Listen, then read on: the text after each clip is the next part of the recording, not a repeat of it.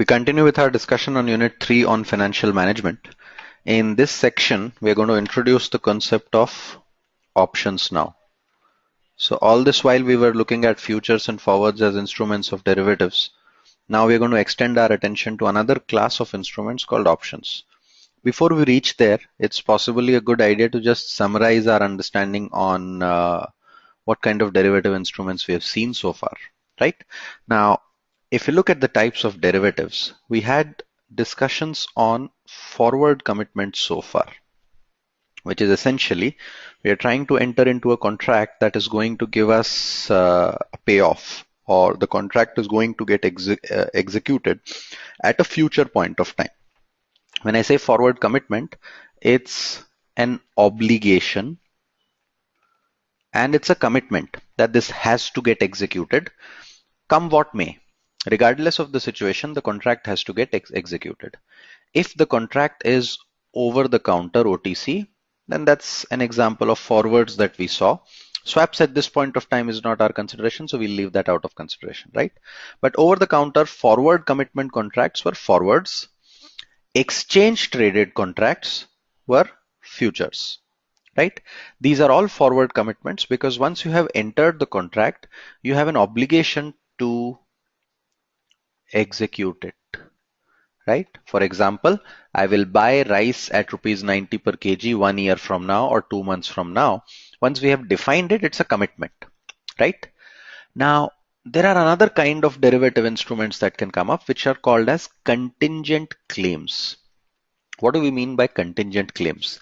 Contingent claim basically means that this will work, this will get executed, this will get executed, the contract will get executed if certain conditions are met, right? So it is contingent on those conditions meeting, and that's why it is called as contingent claim. Only if those conditions are met is when this comes in. So for example, one such condition could be if Infosys price goes above 1020, then something gets executed.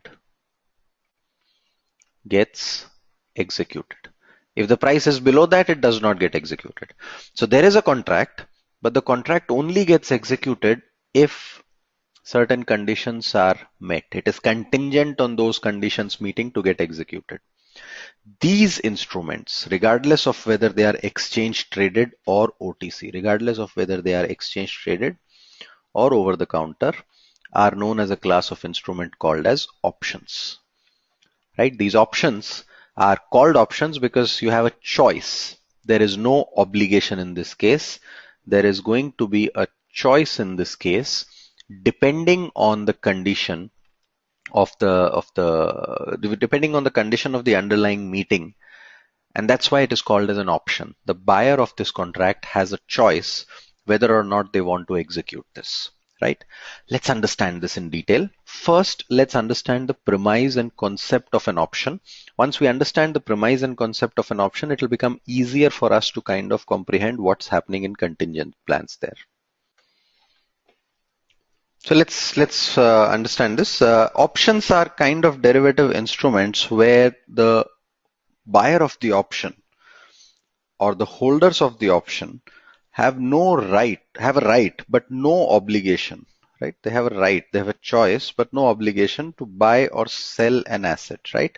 Unlike futures, where the buyer and seller of the future enter into a contract for executing, the option, as the name suggests, gives an option to the holder to decide, right? So option to decide whether or not he wants to execute the trade.